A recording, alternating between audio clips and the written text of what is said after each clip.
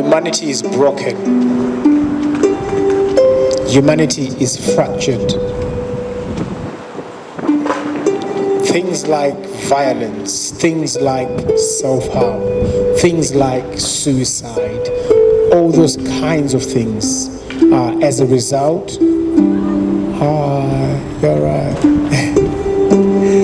as a result of the fall of Adam.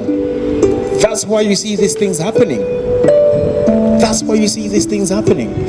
It's because of what happened in the Garden of Eden. In the Garden of Eden, the father of the whole human race chose to rebel against the love of God. He chose to rebel against the love of God.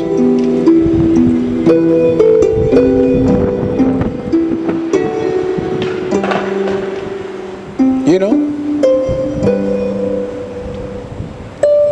And by rebelling against the love of God, it brought in spiritual death in the spirit and physical death in the body.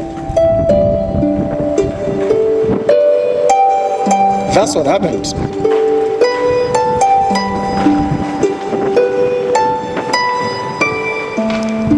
When spiritual death came into humanity and physical death into the body of Adam,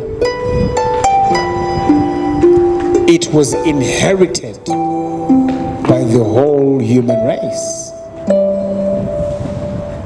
The entire human race inherited that.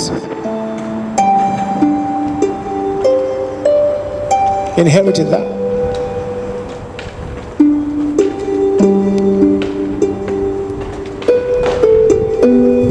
Inherited that.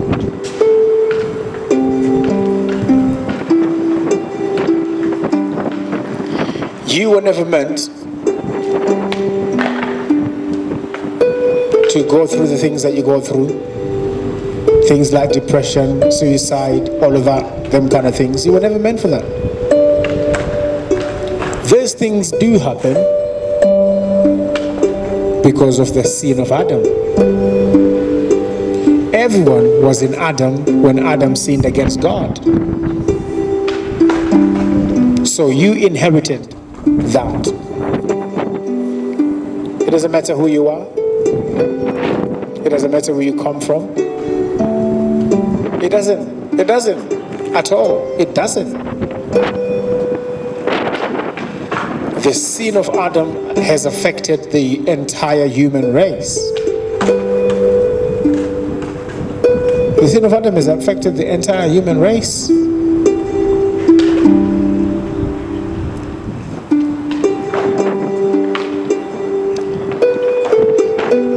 Wherever you come from,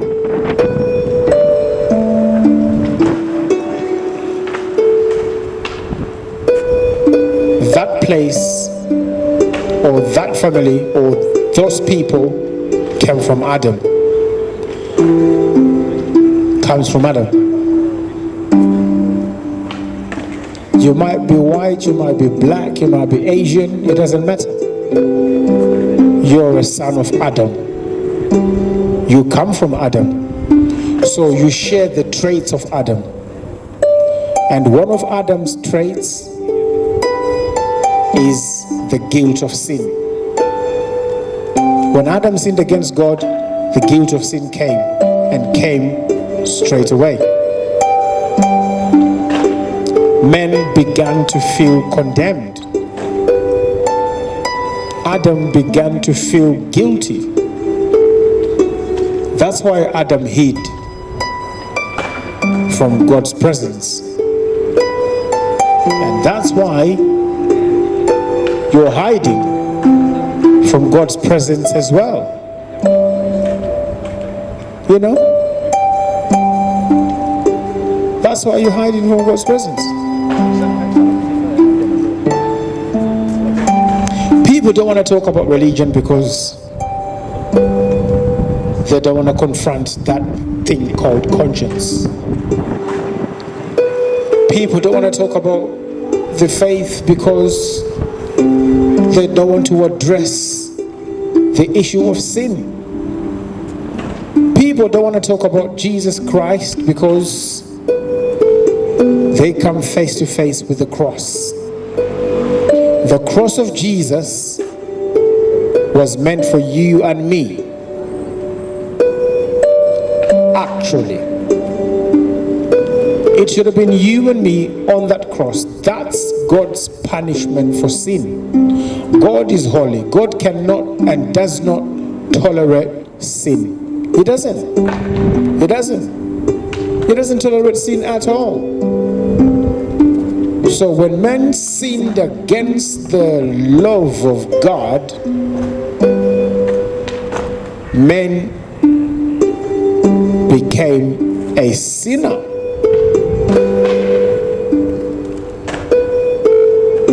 He became a sinner by identity because man decided to deform and change God's image. That's why God made man one way. Man decided to make himself or to change or to deform what God had made. That's what made man a sinner. God made you in his image. He made you after his likeness. The image and the likeness of God is what you were made from. So when Adam accepted and chose to believe the lies of the devil and allowed sin, Adam put sin into the image of God. He brought sin into the image of God. That's the original sin. The original sin is unbelief. You see, when the gospel is being preached, by not making a decision, you've actually made a decision. Not making a decision in God's eyes is making a decision. As far as God is concerned, there are two decisions. Either you accept that Jesus Christ is the Son of God and that God raised him from the dead, and you repent from your Adamic life based on what God did for you there, the cross, or everything else. It doesn't matter.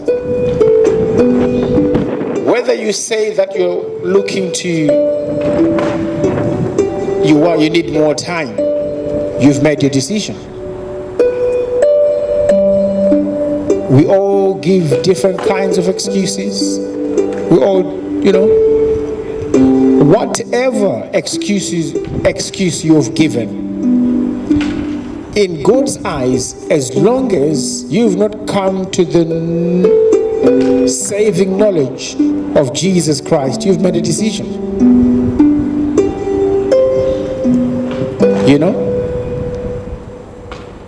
Because sometimes we think that it takes to actually deny or reject Jesus actively. No. If you hear the gospel message and don't make a decision, you've actually made a decision. Because Jesus said, whosoever is not with me is against me. That's what Jesus said.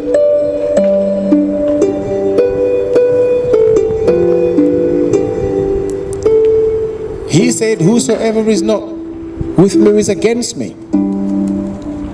So if you hear the gospel message, right, and don't make a decision, by not making a decision, you've actually made a decision.